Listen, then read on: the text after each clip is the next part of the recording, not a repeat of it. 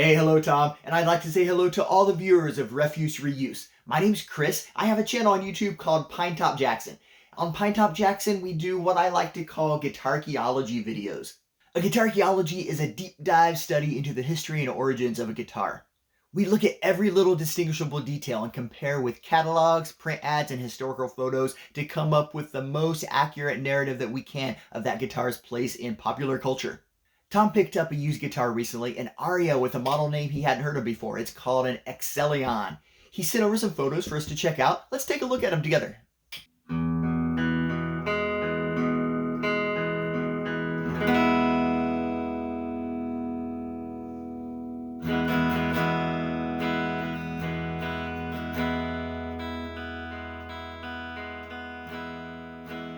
That model name Excellion seems so familiar, but I don't think I've seen one before either. I've seen the XL series, I've seen XL written out on the headstocks, but Excellion sounds so familiar, but I don't think I've actually seen one before. I think it's just my head playing tricks on me.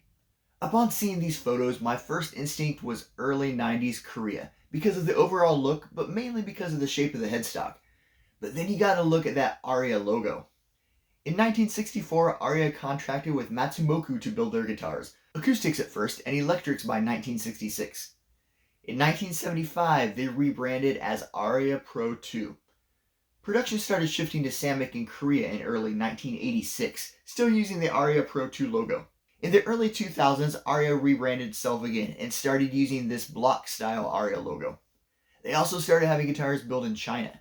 Now some are still built by Samick in Korea, and their custom shop stuff is built by Tees in Japan. But most of their entry-level stuff, the stuff you're going to come across when you find a modern Aria guitar, is made in China. Now some models are marked made in China, made in Korea, made in Japan, but some are not. There are no serial numbers or markings that Tom could find on this guitar, but the block-style Aria logo lets us know that it was made at least 2002 or later. As for its country of manufacture, this guitar is not a modern custom shop guitar, so it's not going to be made in Japan.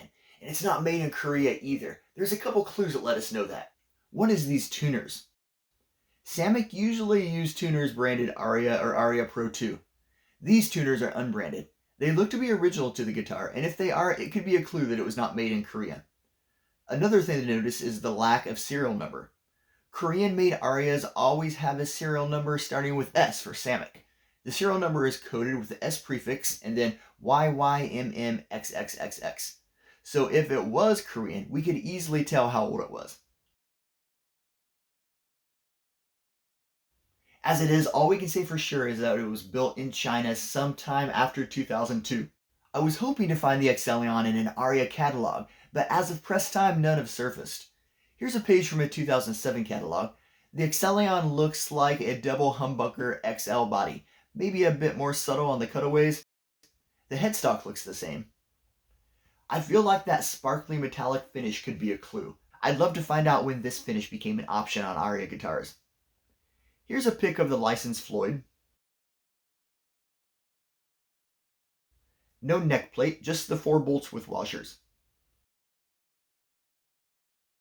The tremolo cavity. The control cavity.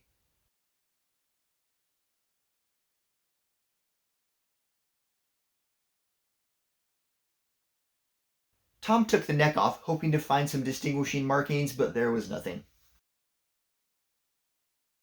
So here's where we have to end the Guitarchaeology video. We have an Aria Excellion that was most likely made in China sometime in the 2000s to 2010s.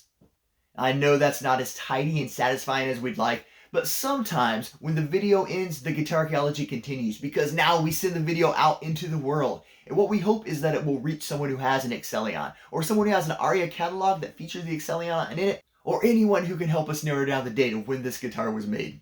Thanks for watching, guys. We'll end with Tom jamming a little on his Aria Excellion. See you next time.